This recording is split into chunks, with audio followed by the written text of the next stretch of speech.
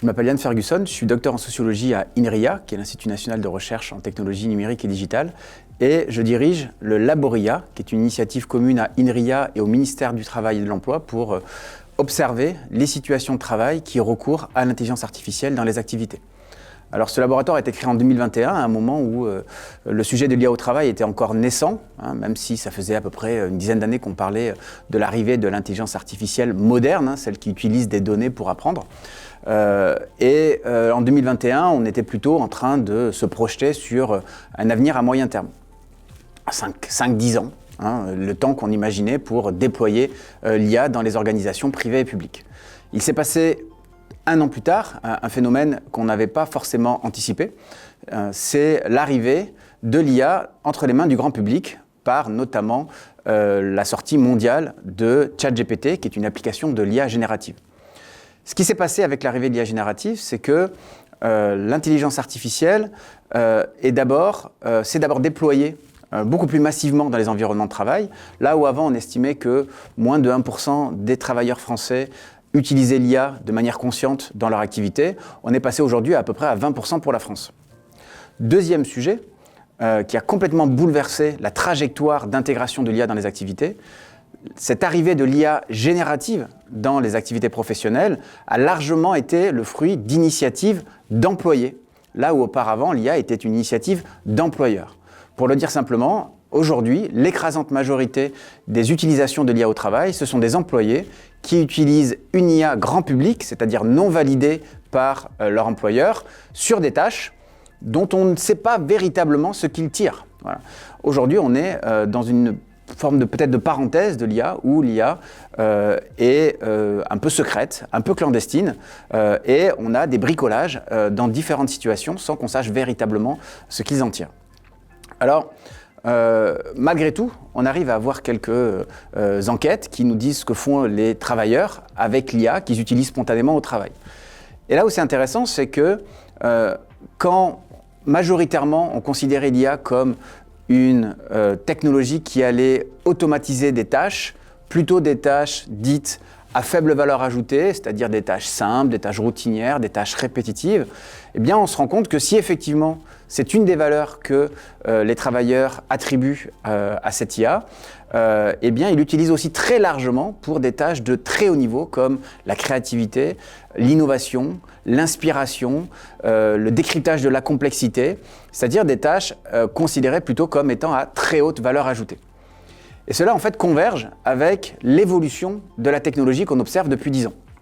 Là où, dans les années 2010, on considérait l'IA plutôt comme une nouvelle forme d'automatisation qui, effectivement, allait sur ces tâches répétitives, laissant aux travailleurs des tâches plus nobles, considérées comme plus nobles, en tout cas plus proprement humaines, comme la créativité, comme les relations humaines, eh bien, on s'est rendu compte que 10 ans plus tard, l'IA a beaucoup plus progressé sur les tâches cognitives de haut niveau non répétitives.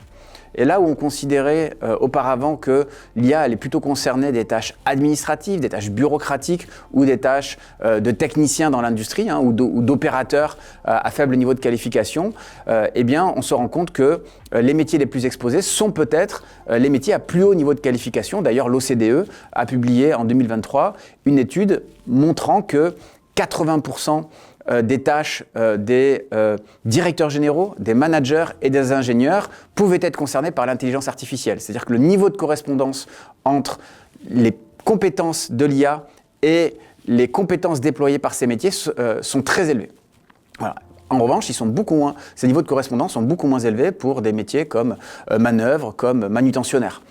Donc ça, ce sont des choses qu'on n'avait pas vu venir et qui montrent que finalement, l'intelligence artificielle, c'est une technologie d'application générale qui va concerner dans un métier toutes les fonctions, dans une organisation, tous les métiers, toutes les fonctions et toutes les formes de compétences.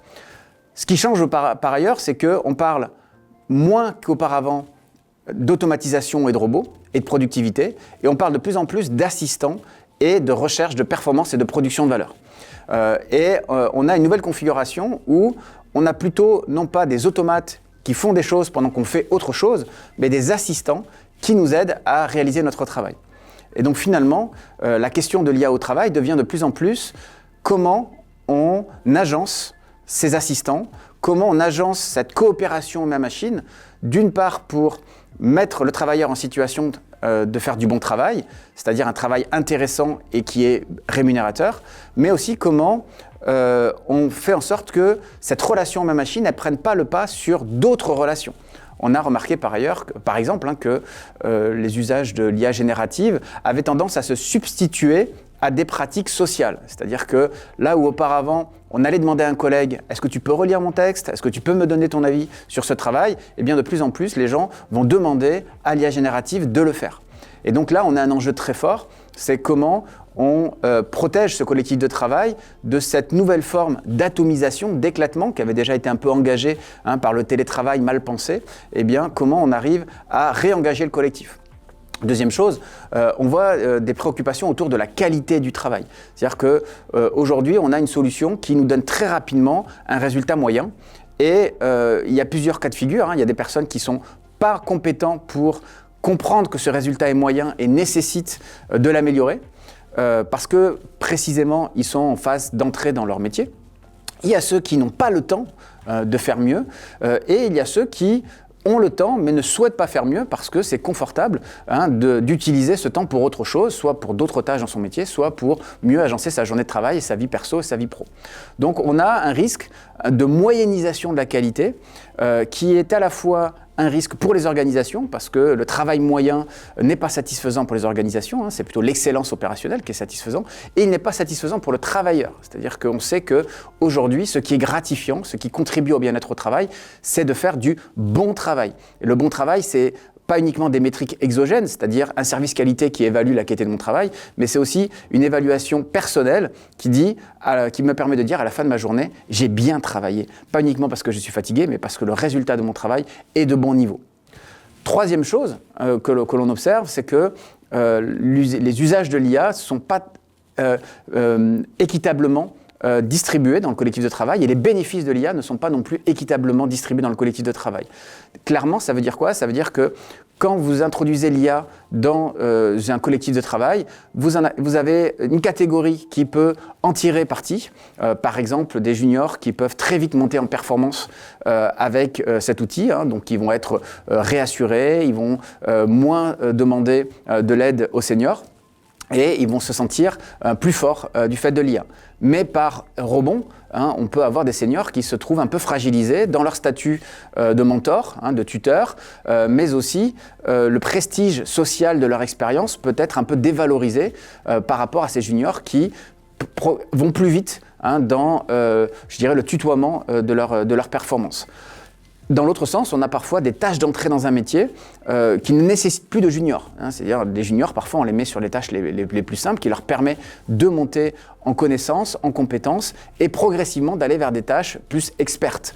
Mais que faire lorsque ces tâches d'entrée dans un métier ne sont plus là et que d'entrée de jeu, on sollicite de l'expertise de haut niveau que par définition les juniors n'ont pas. Donc on a une redéfinition des rôles qui est important d'anticiper, à la fois dans un dialogue professionnel, c'est aussi la mission des RH d'observer toutes ces situations-là et évidemment de prendre les décisions en conséquence. Et c'est aussi enfin un objet de dialogue social avec tous les partenaires sociaux pour anticiper ces sujets, pour les qualifier, pour sortir d'un débat un peu simpliste selon lequel les gens ont peur de l'IA, c'est pas faux, ou les gens ont peur du changement, ce qui n'est pas faux, mais ces deux arguments sont souvent un peu l'écueil qualitatif du dialogue social. C'est-à-dire qu'on se focalise sur ces aspects qui sont un peu crispants parce qu'on ne sait pas trop comment sortir, alors qu'il y a des vrais sujets comme ceux que j'ai évoqués qui, eux, ne sont pas identifiés et sont un peu occultés. Donc il y a une nécessité de former tout le collectif de travail et les partenaires sociaux à l'IA et je dirais, aux enseignements les plus récents sur les transformations des métiers, mais aussi des collectifs de travail et des organisations pour qu'on puisse avancer sereinement sur le chemin de l'introduction de l'intelligence artificielle dans les métiers et les organisations.